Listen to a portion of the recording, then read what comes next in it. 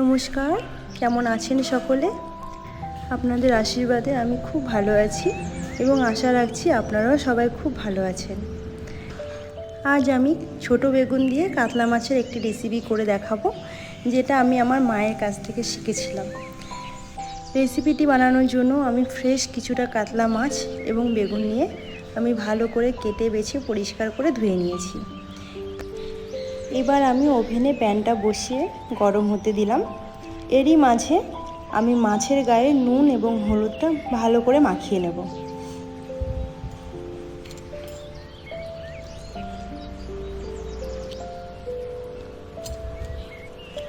নুন এবং হলুদটা ভালো করে মাখানো আমার কমপ্লিট।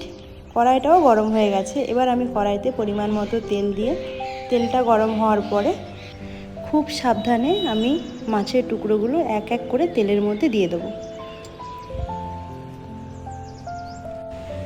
মাছের এক পাশটা ভাজা হয়ে গেছে। এবার আমি মাছের অপর পাশটা উল্টে দেব। কাজটা খুব সাবধানে করতে হবে যেন হাতে না লেগে যায়।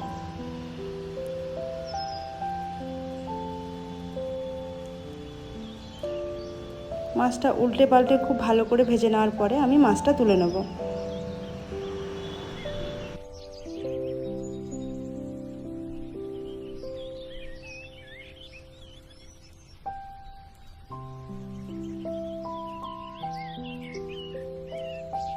খুব সাবধানের সঙ্গে একটা একটা করে আমি সমস্ত মাছগুলো বাটিতে তুলে নিয়েছি।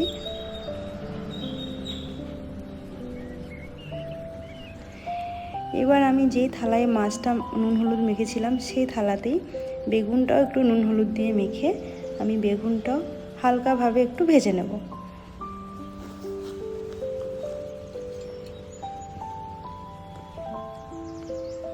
বেগুনের গায়ে নুন এবং হলুদটা খুব ভালো করে মিশিয়ে নেব।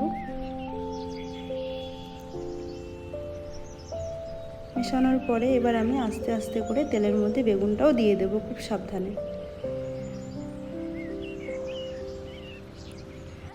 বেগুনটা আমি এপাশ ওপাশ পাল্টে খুব ভালো করে ভেজে নিয়েছি। এবার আমি বেগুনটাও নামিয়ে নেব।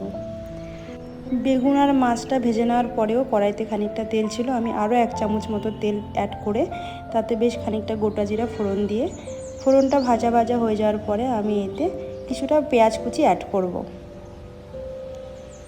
পেঁয়াজ কুচিটা একটু গোল্ডেন ব্রাউন করে ভেজে নেব। তারপর আমি এতে 1 চামচ পরিমাণ পেঁয়াজ বাটা অ্যাড করলাম।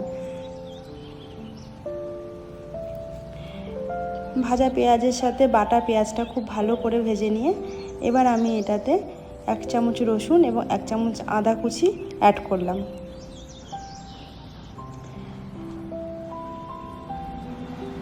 খুব ভালো করে ভাজা ভাজা হওয়ার পরে কাঁচা গন্ধটা চলে যাওয়ার পরে মশলার এবার আমি এতে টমেটো কুচি দিলাম। টমেটোটা দেওয়ার পরে খানিকক্ষণ নাড়াচাড়া করে আমি এতে কিছুটা জল মেশাবো যেন মশলাটা পুড়ে না যায়। এবার আমি স্বাদ মতো নুন, পরিমাণ মতো হলুদ এবং 1 চামচ লঙ্কার গুঁড়ো এবং 1/2 চামচ জিরের গুঁড়ো দিয়ে খুব ভালো করে মশলাটা ভাজবো যতক্ষণ না মশলা থেকে তেলটা ছেড়ে যায়। আমি আরও একটু জল দিলাম। জলটা দেওয়ার পরে আমি খুব ভালো করে মশলাটা কষিয়ে নেব যতক্ষণ না মশলা থেকে তেল ছাড়বে। মশলা থেকে তেল যখন ছেড়ে যাবে তখন ভাববেন মশলাটা কষানো একদম কমপ্লিট। এবার আমি জল দিয়ে দিলাম। যেটুকু আমি গ্রেভি রাখবো সেই আন্দাজ মতো জল দিলাম। ঝোলটা ফুটে ওঠার পরে আমি ভেজে রাখা বেগুনটা আমি ঝোলের মধ্যে দিয়ে দেবো। এরপর আমি খুব ভালো করে ঝোল এবং বেগুনটা ভালোভাবে মিশিয়ে নিয়ে একটু ঢেকে দেব। ঢাকনাটা সরানোর পরে খুবই হালকা হাতে আমি নেড়ে দেবো যাতে বেগুনটা ভেঙে না যায়। এবার আমি ঝোলের মধ্যে একটা একটা করে সব মাছগুলোও দিয়ে দেবো। রান্নাটা আমার প্রায় শেষের দিকে। এই রান্নাটা আমি আমার মায়ের কাছ থেকে শিখেছিলাম। খেতেও খুব ভালো, গরম গরম ভাতের সাথে হলে তো আর কিচ্ছু লাগবে না। ইউটিউবে আমি একটা চ্যানেল ক্রিয়েট করেছি। আমার চ্যানেলের নাম হলো গোল্ড কিচেন ব্লগস। আপনারা সবাই একবার গিয়ে দেখে আসবেন এবং আমার চ্যানেলটি সাবস্ক্রাইব করে আমার পাশে থাকবেন, এটা আপনাদের কাছে আমার অনুরোধ রইল। যাই হোক, রান্নাটা আমার প্রায় কমপ্লিট হয়ে গেছে। এবার আমি ওপর থেকে একটু ধনেপাতা ছড়িয়ে দেব। ধনেপাতাটা আপনাদের যদি ভালো না লাগে স্কিপ করতে পারেন। আমার পুরো রান্নাটা একদম কমপ্লিট হয়ে গেছে। কেমন হয়েছে রান্নাটা অবশ্যই জানাবেন এবং ভালো লাগলে একটি লাইক এবং কমেন্ট করবেন এবং বন্ধুদের সাথে শেয়ার করে আমার পাশে থাকবেন।